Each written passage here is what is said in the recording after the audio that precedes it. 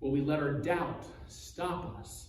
Or will we push through that doubt, trusting Christ to be with us as we follow the Great Commissioning?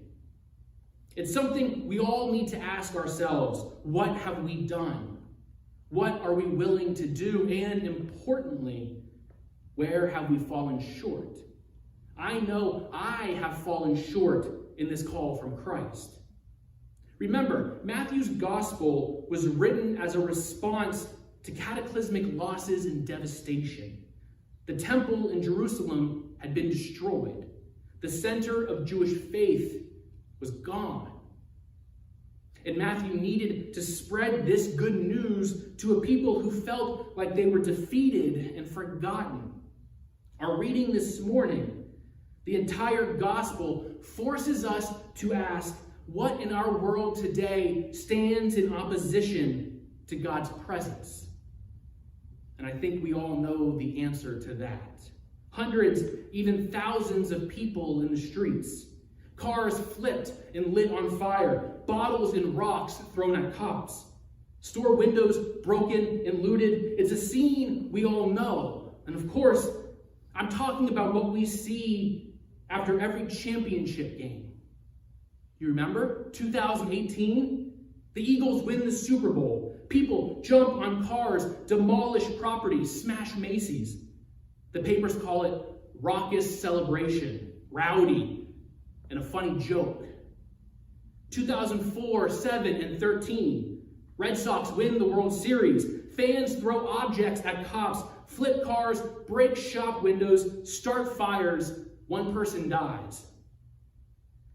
1991, 92, and 93, Chicago Bulls three-peat. $10 million in damages. Papers call the looting a midnight shopping spree. For some reason, we all overlook the riots from sports, almost ignoring it the next day. Instead, we focus on the game, our favorite plays. We don't even blink an eye at the violence. And if it is mentioned, we use words like a raucous celebration. And yet, for most of the last week, a majority of the news coverage that I've seen was focused on the violence, not on the real message. The past couple of weeks have raised issues that can be uncomfortable for the church. You know, we often come to church to escape the world for a few hours. We want to hear a word of God and not worry about what's going on out in the world. We want to hear about God's love and grace in our own lives, all while ignoring God's righteous judgment. But friends, we cannot keep doing that. In the last few weeks, we have continually heard the word of God call us to go out into the world to proclaim the good news. Fight for those who are powerless. Fight for those who have faced systematic oppression for generations. And what we're seeing now in cities across the country and throughout the world is a cry from a people who have never known what it's like to live in America as I have, as many of us have.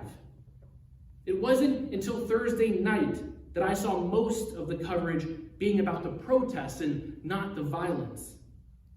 But too often, we focus on the violence, allowing us to ignore the calls for needed action. And perhaps this reveals a sad truth. We care more about buildings and property when the lives being lost don't look like me. We're more comfortable condemning the violence than facing our own inaction for those crying out for help.